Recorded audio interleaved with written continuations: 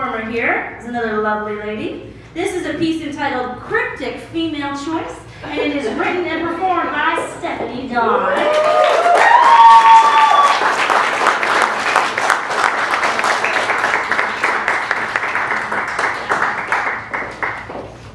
That really wasn't fair. I'm just here to talk about cat sex. I just learned that female cats can carry and store up to 8 types of semen, like daddy cat semen, like a little pocket there in a JJ somewhere. And they just keep it up there until they're ready to drop their eggs down and ovulate with it. And I just thought that was so fascinating. I mean, so they have sex with several other male cats in the meantime, so they can make an informed choice.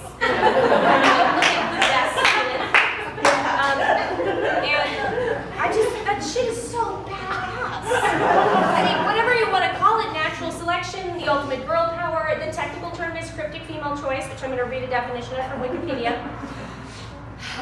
It is likely that cryptic female choice is a consequence of the conflict between the reproductive desires of males and females. While males increase their reproductive success by maximally fertilizing each female they have sex with, females incur costs to their personal health. Sound familiar? As a result of such behavior, cryptic female choice reduces these costs, everybody likes reduced costs, right? By allowing them to also benefit from and select for favorable matings. I just want all the old, somebody referred to this earlier, the old conservative, religious, mostly white men who are telling me what to do with my body to really think about that kind of pussy power for a minute. Why would the female of the species be given this godlike power to discern the worthiness of the semen? Just think about that. And yes, unfortunately, we're still talking about cats. It seems unfair that they got like a smart uterus and we just have a smart bone. But seriously, the pussy is powerful. It's the source of all life. And many very powerful pussies, iconic, revered, much loved women, human women I'm talking about, not cats, have made a similar discerning choice to not carry someone's child. Marilyn Monroe, for instance, had an abortion. Princess Diana. Judy Garland. I mean, that's fucking Dorothy. I get more wholesome than Dorothy, right? Can you even picture Dorothy in an abortion clinic? Or even a hardcore Catholic school? I was shown pictures of aborted fetus parts by nuns in the 5th grade. Oh, Toto, I don't think we're in Kansas anymore. I mean, propaganda, right? But when I reminded my mom of this, by the way, the aborted fetus parts, she said, I don't really remember signing a parental consent form for that.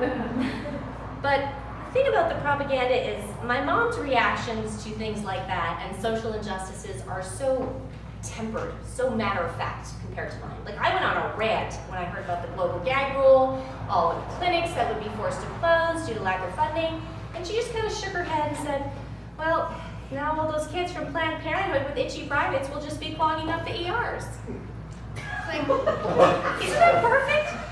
So perfect. Genius.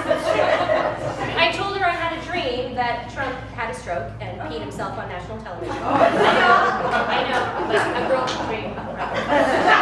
Out of nowhere, she says to me, well, I've been out shooting every week with Jess, as my stepfather, for months now, and I'm getting pretty good. She said, I'm better than all the boys. I can hit a 5-shot 2-point spread from 600 yards. But Jess says I shouldn't talk about it over the phone. I said, Mom, I'm not even sure what we're talking about. I think Jess is right, though. You should maybe put a pin in that. The last time she came to visit me, I used the term rape culture, which kind of stopped the conversation, and she asked for an explanation. This is a pretty recent addition to our lexicon. And I said, it's sort of the idea that a certain amount of misogyny is socially acceptable. Like, and I'm thinking of an example like, oh, she's asking for it dressed like that, you know. And my mom says, oh, like how famous sports stars beat their wives and like rape young girls, but then they get off and go back to play with their teams. Is that rape culture? Like, yes. Yes, Mom, that's exactly spot on again.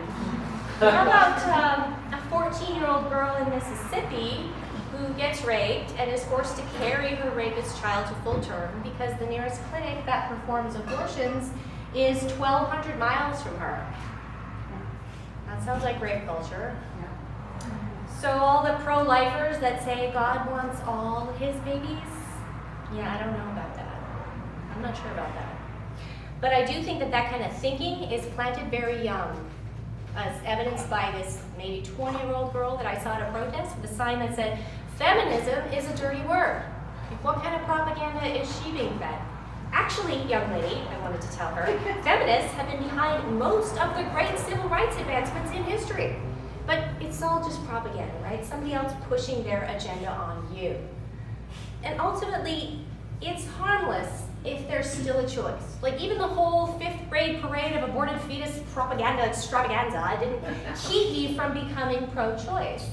Because for me, it's so simple. We each get to choose for ourselves, that's it. You can have a bun in your oven, but I pick the one man. Or not, you can get an implant or take a pill so you don't need buns in your oven for a very long time. It's cool. What you can't do is come over to my house and look in my oven and tell me what I can and cannot cook in that oven. It's my oven.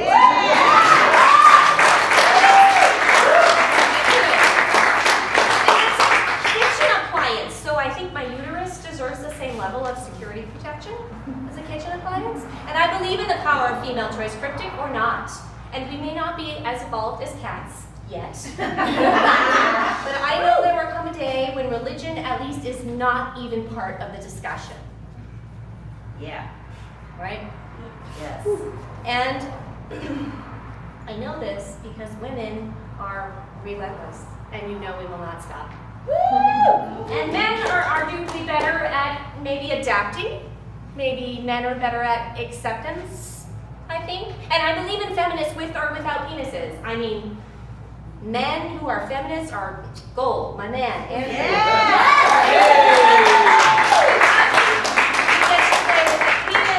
the political backup is win-win all around. We love y'all. Okay? But you gotta understand something, that we, the women, we are the deciders of the species. We do have the choice. We choose who lives. That's our natural superpower. Yeah.